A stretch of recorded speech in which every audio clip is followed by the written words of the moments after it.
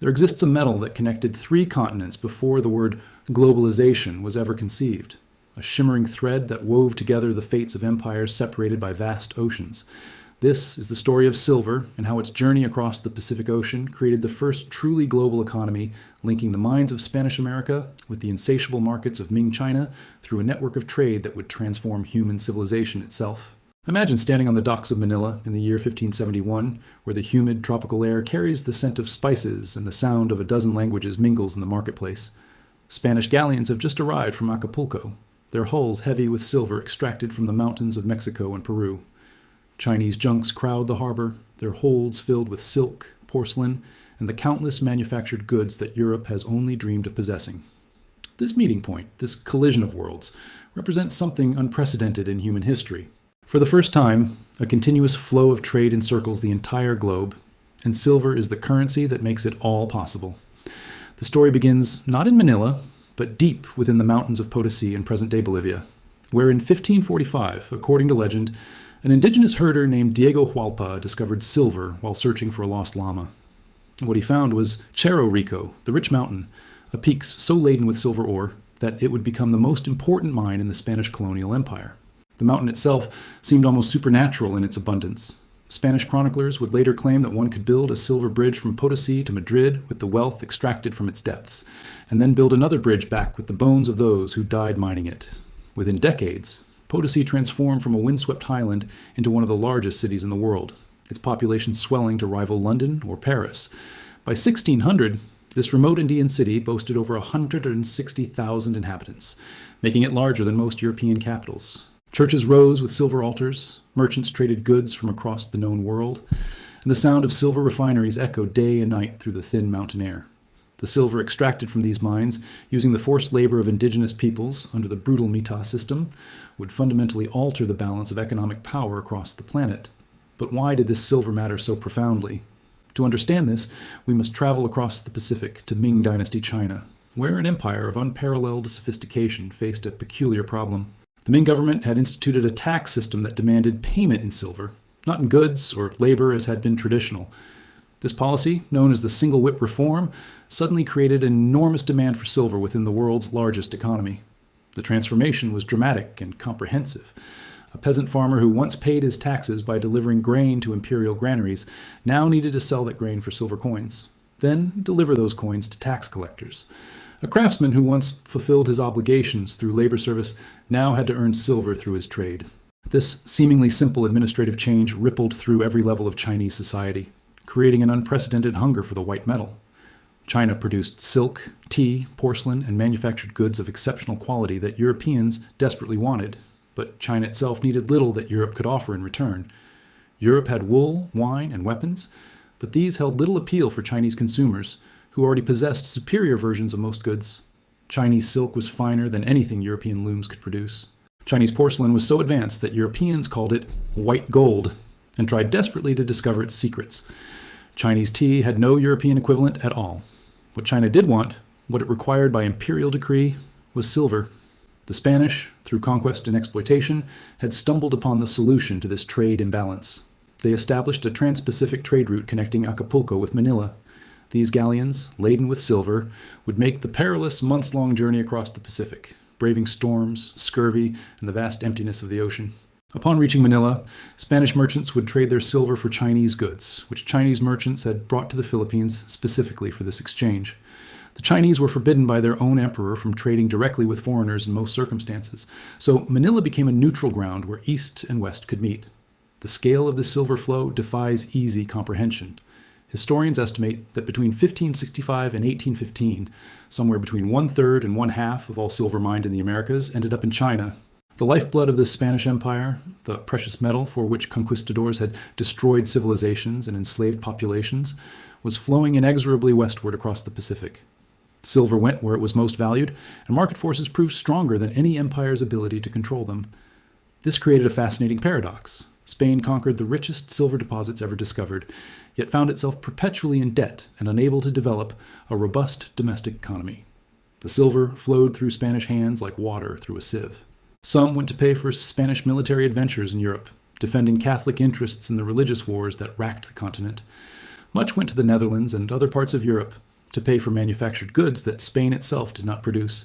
The Spanish crown tried repeatedly to stem this outflow, to hoard the silver and build Spanish industry, but the metal went where the world wanted it most. Meanwhile, this transcontinental trade network had brutal consequences for the indigenous peoples of the Americas. The Spanish demand for silver was insatiable, and the mining operations in Potosí, Zacatecas, and other sites required enormous amounts of labor. The Mita system forced indigenous communities to send a portion of their men to work in the mines for extended periods. Under this system, 1 out of every 7 adult males from nearby provinces was obligated to spend 4 months working in the mines. In practice, this rotation meant that indigenous men might spend 1 year out of every 7 in the mines, leaving their families and fields behind. The conditions were brutal beyond description. Miners descended into narrow shafts, sometimes working by candlelight in passages so tight they had to crawl. The altitude of Potosí, at over 4,000 meters above sea level, made breathing difficult and physical labor exhausting. Men carried leather sacks of ore weighing up to 100 pounds on their backs, climbing rope ladders in darkness for hours to reach the surface. Mercury used in the refining process poisoned workers slowly, attacking their nervous systems and leaving them trembling and confused. The refining patios, where workers mixed mercury with crushed ore by foot, exposed them to toxic vapors that shortened lives and caused madness. Countless thousands died in these operations, their lives traded for metal that would travel halfway around the world to satisfy Chinese tax collectors. The population of indigenous peoples in the mining regions declined catastrophically, though whether primarily from the brutal labor conditions, the disruption of traditional agriculture and society, or the diseases that ravaged communities remains debated by historians.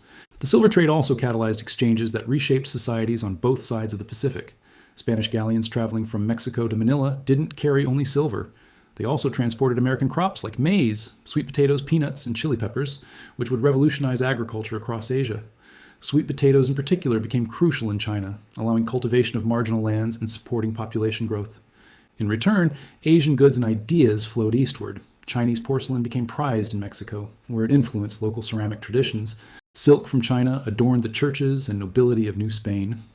Filipino sailors settled in Mexico, establishing some of the first Asian communities in the Americas. The Manila Galleon trade operated with remarkable consistency for 250 years. Once or twice annually, galleons would make the westward journey from Acapulco to Manila, then return laden with Asian goods. These were not ordinary ships, but massive floating warehouses, among the largest vessels of their era. The westward voyage took advantage of the north equatorial current and trade winds, typically lasting 3 to 4 months. Sailors endured cramped conditions, limited food that grew moldy and infested with weevils, and the constant threat of scurvy. The return journey was even more arduous, requiring ships to sail far north to catch the westerlies, sometimes reaching as far as the latitude of Japan before turning eastward. Spanish pilots discovered this route through trial and error, and it remained a closely guarded secret of the Spanish crown. Ships sailing this northern route encountered freezing temperatures, massive storms, and seas that could dwarf even these enormous vessels. This return voyage could take 6 months or more, and many ships were lost to storms or simply disappeared into the vastness of the Pacific. The crews who survived these voyages became legends in their own time, having crossed an ocean that seemed almost impossibly vast. When galleons arrived safely in Acapulco, their arrival was cause for celebration that could last for weeks, as merchants descended on the port to bid for the Asian treasures in the hold. The merchants involved in this trade became fabulously wealthy. In Manila, Chinese merchants established permanent communities, creating a complex multicultural society where Spanish colonial authorities, Chinese traders, Filipino natives, and merchants from across Asia negotiated the terms of global exchange. The Parian, the Chinese quarter of Manila, became a city within a city where thousands of Chinese merchants and artisans lived and worked. Here, Chinese goldsmiths crafted jewelry for Spanish ladies. Chinese carpenters built houses in hybrid styles, mixing Asian and European elements, and Chinese merchants maintained networks of trade that stretched back to Canton and beyond. The Spanish authorities both needed and feared this community. They needed Chinese goods and Chinese commercial expertise, but they worried about the loyalty of a large foreign population in their colonial capital. Periodically, tensions erupted into violence, with Spanish authorities massacring Chinese residents they suspected of plotting rebellion. Yet the commercial logic of the silver trade always won out, and the Chinese community would rebuild and grow again. These communities developed their own hybrid cultures, mixing languages, religions, and customs in ways that prefigured our modern globalized world.